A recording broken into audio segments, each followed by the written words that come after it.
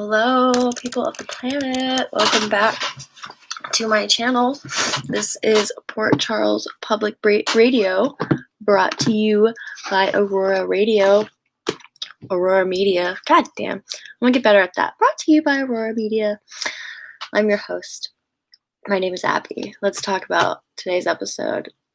Getting into it on a Friday. Oh my god. You guys, first off, I don't have COVID. We just had like some crazy Cajun cooking in the apartment, so it's a little peppery in here. That's all. I swear. And getting into this episode, let's see.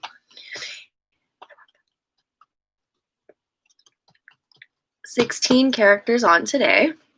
So again, another intimate episode. We got to see TJ and Molly, as well as Portia and Spinelli. All these characters that every once in a while we don't get to see. I guess Portia, we do get to see her, but she's kind of like an on and off character, like Lucas. They're only using that person as like a leg for other main characters. Lucas was only around as like a leg for Carly and Michael's family, I think. Just like Portia's kind of a leg for Curtis and the Ashford family. And Trina. She doesn't really have her own sort of spark and character interest. We don't love her necessarily. Not to say that we don't love Lucas, because we do love Lucas. Anyway, that analogy's bad. We're off topic. I need to go back and watch Nell telling Spinelli about Peter, because I totally forgot that happened until Spinelli just let Peter know that he knows about Shiloh. And he left that place bugged so that Peter could get caught saying, "I'm fucked." Nell Benson knows everything. And like, gotcha. Like, he totally recorded that. So, I'm not sure what their end game was supposed to be about them taking Brando, them being Sam and Jason, and Spinelli taking Brando to the hospital, and her saying, "We found you," and him saying, "That's great timing, right? Suspicious." What was Spinelli's game plan to like get back there? I mean, I guess he went back there to like sit and watch the garage, right? He was supposed to be taking down, I guess he wasn't supposed to be watching the garage. He was supposed to be taking down the surveillance equipment, but I don't understand what his game was when he was saying, "Just wait for the mythical mechanic to show. He's great. He'll be back any minute." He got delayed. Like, he could have just told the truth and said that like he actually had to leave early. Sorry. Try again later. But I guess he didn't say that because he wanted a second to talk to Peter. But that would mean that like he preempted the idea of talking to Peter the second he saw him. And I don't see Spinelli that calculated, because Spinelli was worried about Jason getting out of that place without being seen. Like, come on. Spinelli's quite rusty with age, and I love that they're playing that up, because when he was a kid, he was a know-it-all, and now he gets giddy about just the fact that the surveillance camera worked, right? So I love that they're playing that up about Spinelli, and I'm so glad that this whole idea with Peter is finally unraveling, because, hold on. So, I'm so glad that it's unraveling. I'm so tired of the Peter and Drew secret plot storyline and no one being aware of this, like, at all. Anna pretending like she knows, or considering that there's something weird happening, or pretending like she doesn't know that it's happening, or whatever. And I'm also glad that Valentine is not implicated in this either. To be honest, I didn't want him involved in it either, because if Peter goes down, I don't want Valentine going down with him for this bullshit. That being said, Spinelli was flexing to Peter about what he knew, and Curtis came flexing to Cyrus about what he knew about him. And, like, that hasn't been discussed, I think, publicly yet. Whatever it is that, excuse me, Curtis has on Cyrus, I don't think that's came out yet. I know that it's stupid that he's pretending like he has some sort of leverage, because, like, Cyrus seems pretty confident. He said, in the end, everybody works for me. And he's already gone to Jordan saying, you better get your man, because he's threatening me, and that's dumb. He shouldn't do that. So the second he stopped flexing to Cyrus, he ran to TJ to be like, dude, don't buck up to Cyrus. He's bad news. And yo, TJ totally handed Cyrus's ass. Like, Molly was not wrong about that. I was so happy with the TJ that we saw today. Like, that kid did not look like he was playing a part. That kid looked like he was a character today. He was a force. I was proud of TJ. It's hilarious that Brando wants to be his friend, but I'm sure he'll play that up later. Like, what? He asked me to hang out with him. What am I going to do? Tell him no? Why would I tell him no? I don't have any reason to tell him no, do I? You know, that's what's going to happen with Brando. But I love that TJ, the second he messed with Cyrus, my first thought was like, TJ, what are you trying to do? You trying to get fired and sent off to Mercy? And that's exactly what he said when Curtis came after him about, like, dude, you better watch your mouth. You can't just run off to you know, the board's benefactor like that. Run your mouth. He's like, what's he gonna do? Get me fired? Okay, I'll transfer to Mercy. That's not near as big of a deal as, like, not using my voice about, like, that's worth it to me. That's like, damn. Okay, TJ, ain't nothing wrong with going to Mercy. We're never gonna see you on screen, but good for you on wanting to use your voice there. Alexis and Finn today in the office was cute. You know, it's a cute little scene. Finn was trying to have, like, their own little AA, like, brought the chairs over, and then she got up and walked away, and so he brought the chairs back over there. And she did take it it was interesting what she said about, she did take it personally that he died in her bed. And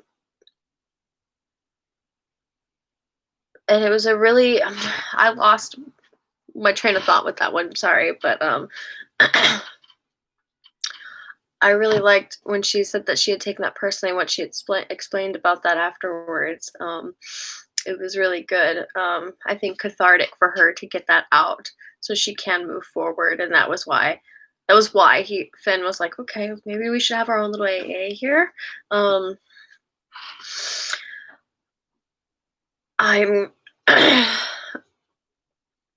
really glad that Finn said something about wanting to stay there when Jordan wanted to talk to her a little bit further. Like, come on, Alexis, don't you think you need, like, an attorney present or, you know, a witness present when you're talking to the police, whether or not it's about the man who just died in your house or not. So I'm glad they said that. Like, Finn offered that, and she was like, no, I'm good because I'm Alexis and I'm never wanting to be a burden. That's what I think is Alexis as a character. Her constant issue is that she doesn't want to be a burden. I think that's how she became an alcoholic and how she struggles with alcoholism and, like, talking to people about her issues. And, you know, growing up, she was a burden to Helena Cassadine, or at least that was how she was treated. And therefore in life, she doesn't want to become a burden to anybody else, or feels like she has become one. Or, you know, when Sam shot fire at her saying, you are not the person that I used to look up to. I don't know who you've become. That sent her to drink because she not only was like a burden to her child, but she did something bad or whatever. She affected her child in a negative way. So that sent her to drink again. I mean, when she left Sam's house today, she was like, I'm going through a hard time, but that doesn't mean you shouldn't be living your life. You go solve a mystery with Jason and Spinelli, be with your kids.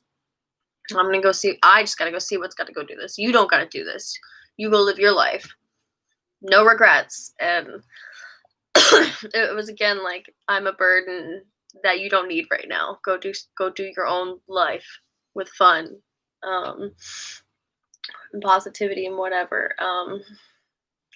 Alexis is going through the ringer,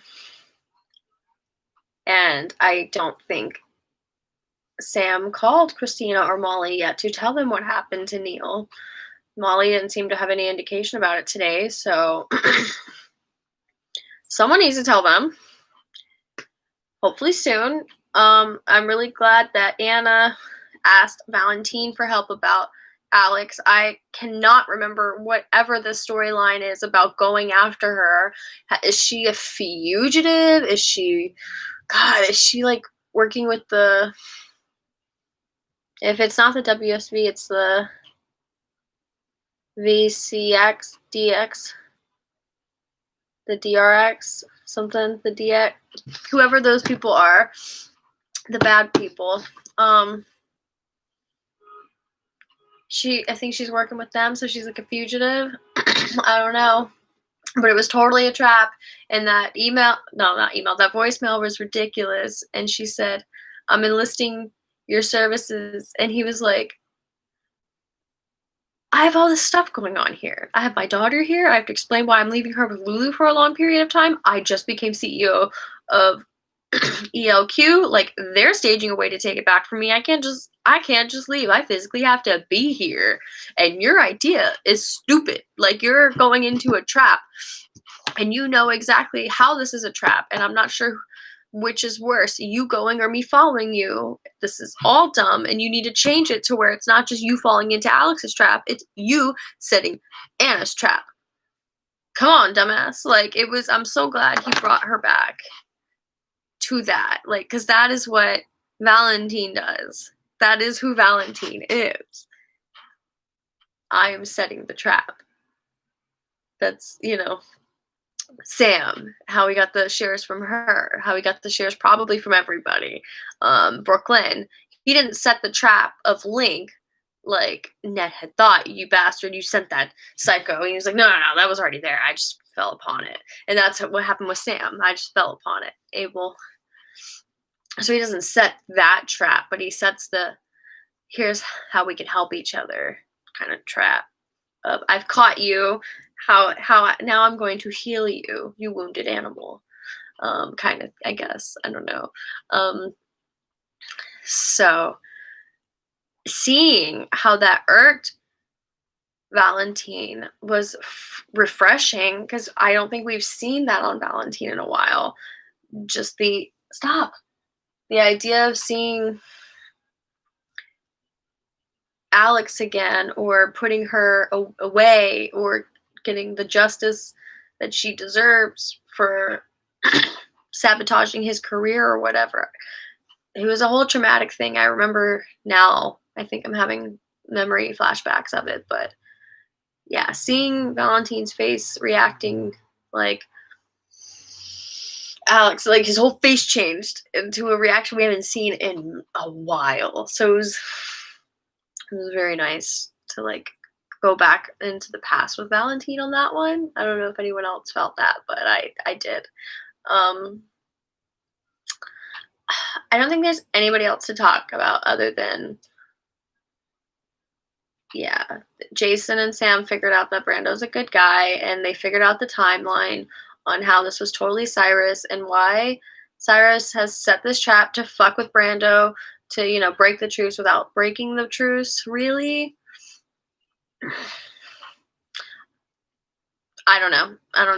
Brando is literally just being used as collateral damage, and we're never going to find out whether or not he's a bad guy. is beyond me.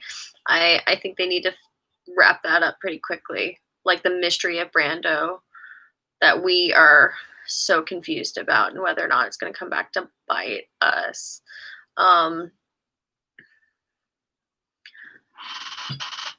want to talk about a spoiler that I saw for next week. That they confirmed Willow is Nina's daughter and it's based on that clasp. I wonder if that's true because, okay, Nell was definitely wearing that two halves necklace when she was a child in the flashback. How they're going to pull that off, that she was wearing two halves necklaces and she's not the child, is beyond me, how they're going to pull that off. But if it has to do with the chain, you know, I still think that she stole the necklace from Willow because it looked like the one that she used to wear as a kid. Why she used to have that kind of necklace as a kid, I don't know how they're going to pull that off. I don't know if that is how they're doing it or not, but I'm very excited to figure out that Willow is actually Nina's daughter and to explore that craziness. I'm so glad it's not Nell, because that would have been a really dark way to go with Nell, or to go with Nina, and that would have just ruined what she had with Jax. Because like Jax is the reason that Nell is psycho. Whew, that would be horrible. Yeah, that was Friday. Sorry for coughing so much. I did not have. This is why you shouldn't watch radio hosts, because I'm more concerned about what you guys see versus how I speak, and I think I concentrate on all of it too much. And practice makes perfect, so all we can do is get better at this. Hopefully next week I can get all the episodes in. We'll see. Thanks for sticking with me. Peace to the planet. In the immortal words of any other white girl on the planet, bye.